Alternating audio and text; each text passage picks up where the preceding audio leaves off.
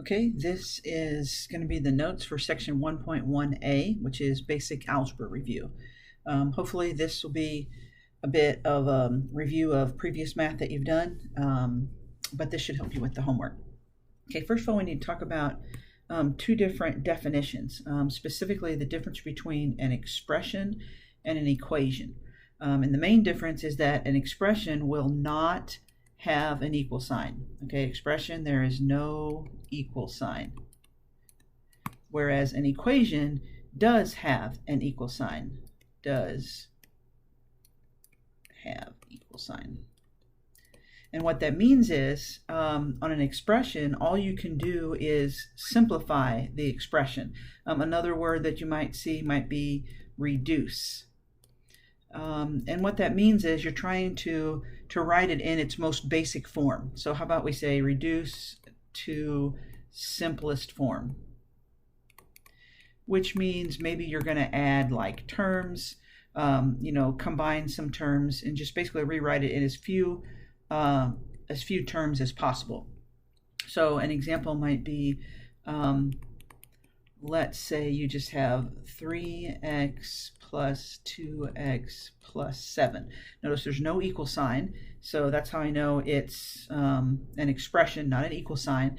So if the directions say simplify or reduce, the best thing I can do is maybe combine those two x terms, combining like terms, that would be 5x. But the 7 is not an x, so I can't combine that with the 5. And the best I can do is just write it as 5x plus 7. So that's a simplified version of what I was given. Whereas on an equation, we don't just simplify, but we solve an equation. And what that means is you get the variable by itself. It might say solve for x. And a lot of times what we say is we are going to isolate, all that means is get it by itself, isolate the variable to find all possible solutions. Now, as we go through this year, we'll get more and more involved equations, and so sometimes there will be more than one solution. So later on when we start to solve by factoring, like there might be two solutions, something like that. So let's just take a basic example. We mean to solve an equation. So what if I take one that looks similar to what was up above, but this time maybe it says 3x plus 2x equals 7. Okay, so this time there's an equal sign. So if I want to solve it, I'm going to isolate the variable. So the x's are already on the left by themselves, but I'll go ahead and combine those and say 5x equals 7.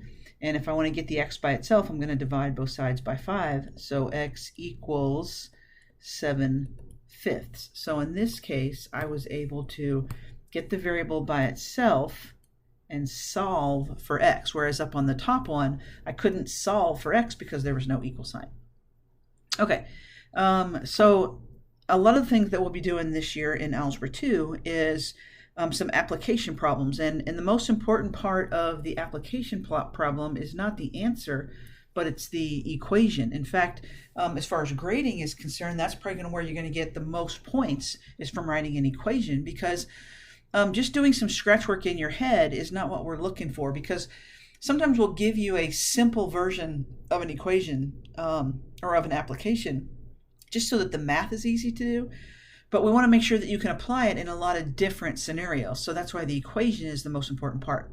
Okay, so we need to know what certain words mean in terms of translating them to algebra. So let's start with the first one, the most basic, the word is. Okay, whenever you see the word is, that means equals. So when it says n is, that means n equals.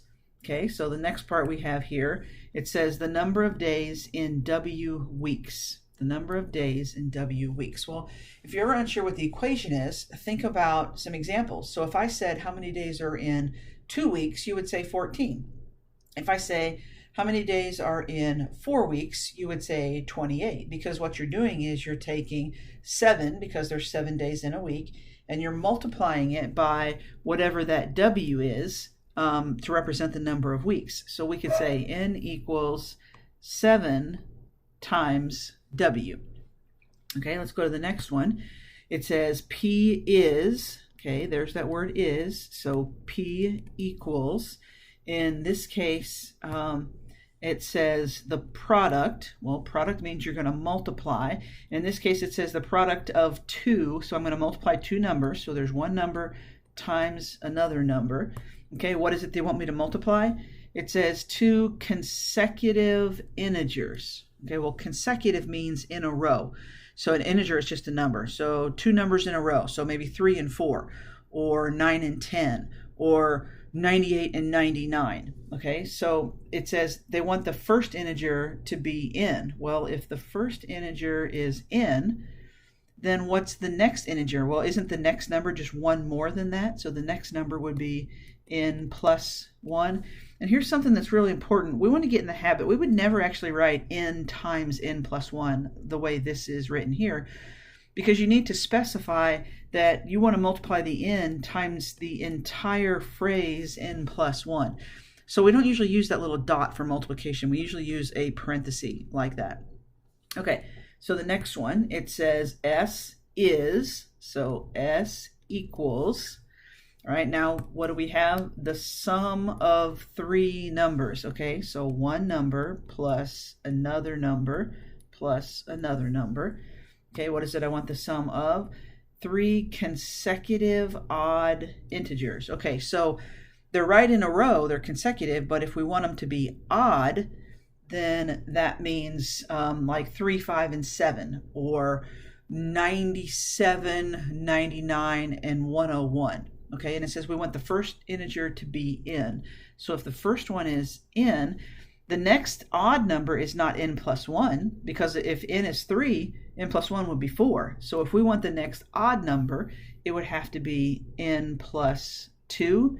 And then if we want the next one after that, it would have to be n plus 4.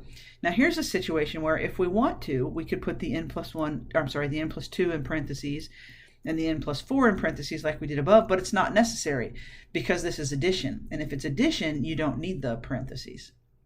Okay, so the next one, D is, so D equals, and then it says we want D to be the distance that a car travels in T hours at a speed of R miles per hour. Well, if you remember from the old days, distance equals rate times time. And that should make sense because if you're going, let's say, 70 miles per hour, well, when it says per hour, that means in 1 hour. So you can go 70 miles in 1 hour. Well, if I'm going 70 miles per hour, how many miles can I go in 3 hours? Well, if I go 70 miles in 1 hour, then in 3 hours, I'm just going to have to multiply. So distance just equals whatever the rate is times the time. Okay, so the next thing we want to talk about is just basic simplifying expressions, which just means combining like terms. So remember, if I want to simplify, notice there's no equal sign, so I'm not going to end up with x equals. I would just combine my like terms. There's a 3x and a negative 7x, so that's negative 4x. And then if I want to combine the positive 10 and the positive 2, that would be a plus 12. There's nothing else I can do, right? Because the 4x and the 12 are not like terms, so I'm done. Okay, so if I look at number 2, well, before I can combine like terms, I need to get rid of the parentheses, right? So I'm going to distribute the 3 to both of these terms.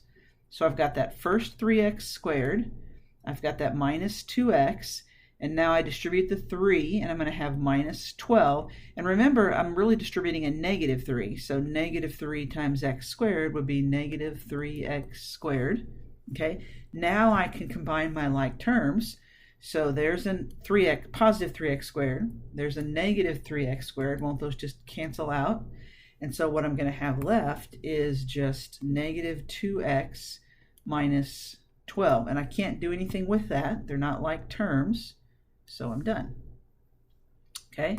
If I look at the next one, well, what's going on here? Well, if it's parentheses, right? Parentheses right next to each other, isn't that multiplication?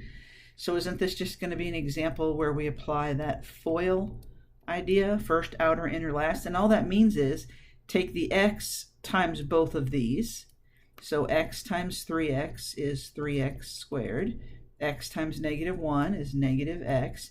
and then take the 6 times both of these. So 6 times 3x is positive 18x. 6 times negative 1 is negative 6. And remember, when we do FOIL, frequently you can combine those middle terms. They're usually going to be like terms. So I've got my 3x squared, negative x, positive 18, that's positive 17x, and then minus 6. And none of those are like terms now, so I've got it simplified. Okay, a little bit more involved. Look at the next one. 3 is not a problem. That parenthesis around the x minus 4, not even necessary, right, because I have the plus sign. But before I can do anything, I'm going to have to multiply all this out. So I'll leave that 3 alone. I'll leave the x minus 4 alone. But now I need to multiply this out. So again, I'm going to do FOIL. So 2x times both of them. So 2x squared. Take the 2x times 2 would be 4x. Now I need the 3 times both of them. So 3x and then the 3 times 2.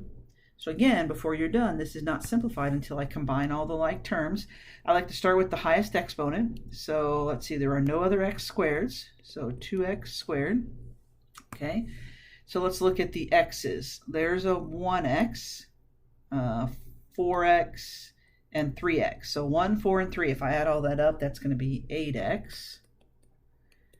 And then let's see, my constants, I've got 3 minus 4 plus 6. 3 minus 4 plus 6. If I add all that up, let's see, negative 1 plus 6 will be positive 5.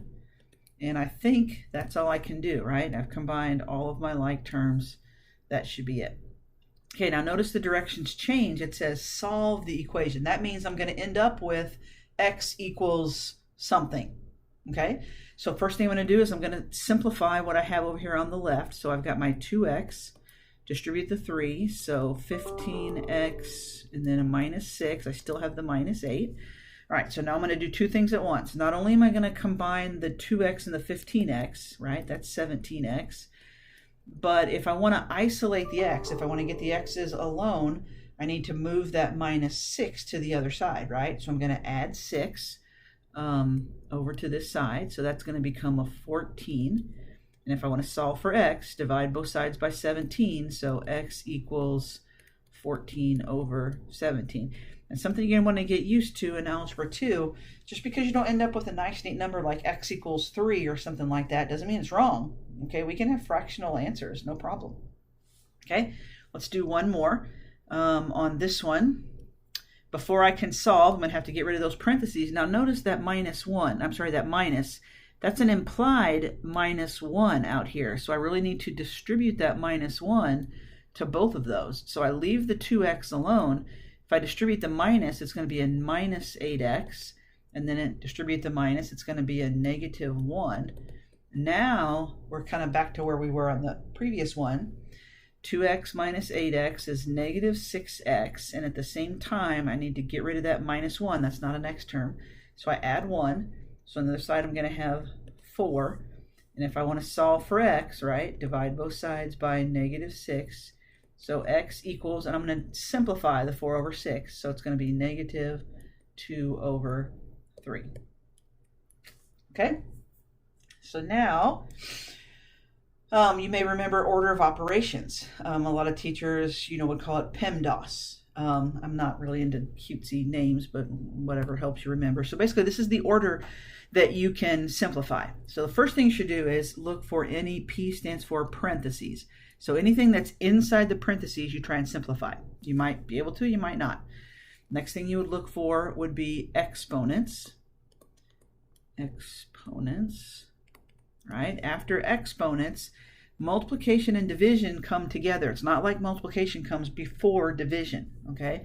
So multiplication or division, it all depends on which you get to first when you read it from left to right, just like you read a book. So if you have division as you're going from left to right, if you have division first before you get to multiplication, then you do the division first. And it matters, order matters, okay?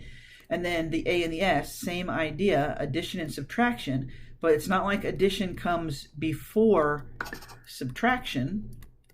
It just depends on what order you come to as you read it from left to right. Okay, so if I look at this first example, parentheses. Well, yeah, there's a parenthesis, but there's nothing I can do inside the parenthesis. Okay, so that kind of checks off the first one. Then I look at exponents. Well, okay, here's an exponent of 2. So the question here is that 2 on the 4 or is it on the negative 4? Well, because there's no parenthesis, the 2 is only on the 4. So the negative is there. Then I square the 4 and I get 16. Okay, now that minus 10 is subtraction. I'm not doing that yet. When I get over here to this exponent, because of the parenthesis, the square is on both the negative and the 4. So over here, when I square the negative, it's going to become a positive 16. Okay, and if I were really first learning order of operations, on this one I would say, okay, you would start at the left. First you would do the negative 16 minus 10 and get your negative 26.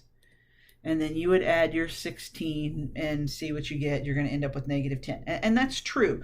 But I do want you to be smart. I mean, we're in Algebra 2, so I want the phrase you're going to hear me saying over and over again this year is think smarter, not harder. So when you look at the big picture, before you start working your way across from left to right, see if there's something obvious that jumps out at you.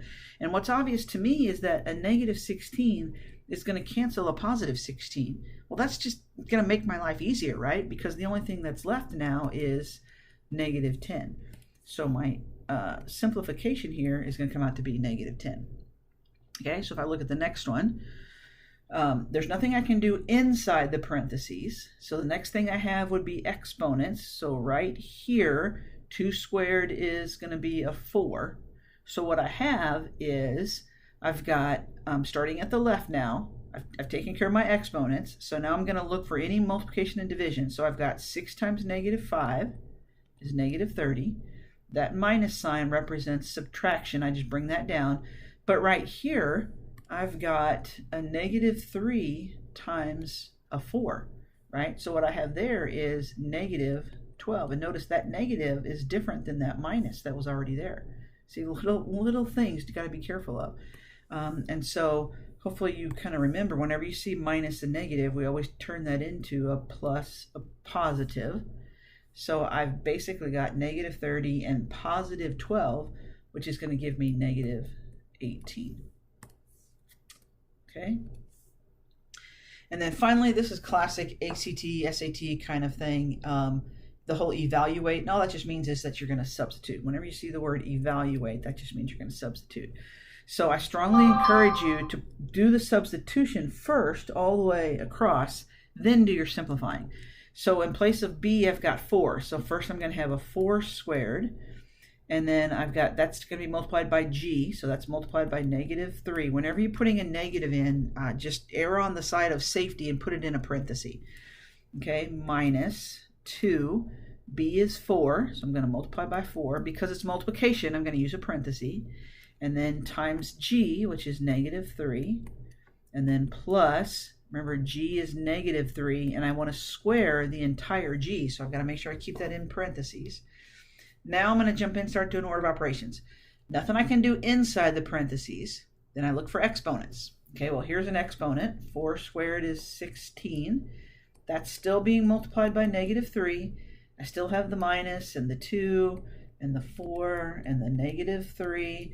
Oh, here's some more exponents. And I'm squaring the negative and the 3. So that's going to become a positive 9. Okay, now I start back at the left. Work my way across, look for any multiplication and division. So 16 times negative 3 is negative 48. Here's my suggestion. I'm going to bring down that minus right there. And so now I have positive 2 times 4 is 8. And 8 times negative 3 is negative 24. And then I have the plus 9. Okay, so again, there's minus a negative, so that becomes a big giant plus. So negative 48 and 24 is negative 24 plus 9, which comes out to be, what is that, negative 15? Check my math.